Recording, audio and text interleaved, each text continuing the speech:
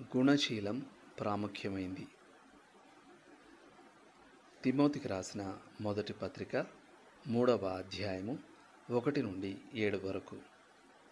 ఎవడైనను అధ్యక్ష పదవిని ఆశించిన ఎడల అట్టివాడు దొడ్డ పనిని అపేక్షించుచున్నాడను మాట నమ్మదగినది.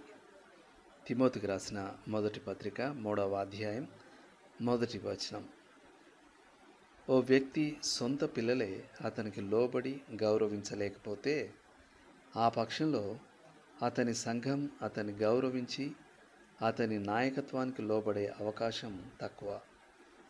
క్రైస్తవులకు సంఘం, గృహం రెండూ ఒకటే.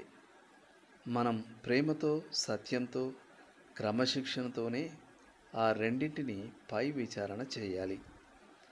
సంఘ కాపరి ఇంటి వద్ద ఒక రకంగా, సంఘంలో మరో రకంగా ఉండడానికి వీల్లేదు. అతడు అలా ఉంటే అతని పిల్లలు అది పసిగడతారు. ఇక సమస్యలు వస్తాయి. తిమోతికి రాసిన మొదటి పత్రిక 3వ అధ్యాయం 4-5 వచనాల్లోని ఏలుబడి చేయు అనే మాటలు అధ్యక్షత వహించు, పాలించు అనే అర్థాన్ని కలిగి సంఘ వ్యవహారాలకు దిశానిర్దేశం చేసేవాడే సంఘ కాపరి అని సూచిస్తాయి. అయితే ఓ నియంతలా కాదనుకోండి, కానీ ఓ కాపరిలా. పేతురు రాసిన మొదటి పత్రిక 5వ అధ్యాయం 3వ వచనం. తిమోతికి రాసిన మొదటి పత్రిక 3వ అధ్యాయం 5వ వచనంలో పాలించును అని తర్జుమా చేయబడిన పదం సంఘ అవసరతలకు సరిపడే వ్యక్తిగత పరిచర్యను సూచిస్తుంది.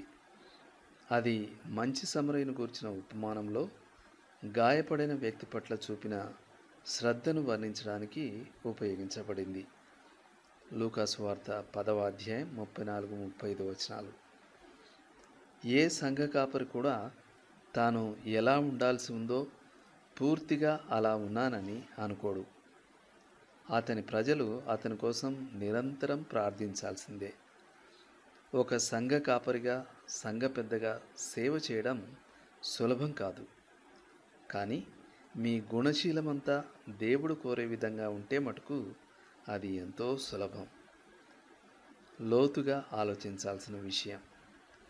క్రీస్తును పోలిన గుణశీలం పెంపొందించుకోవడానికి మీరేం చేస్తున్నారు? మీకున్న నాయకత్వ బాధ్యతల్లో ఇది ఎలా సహాయపడుతుంది? ఆమేన్.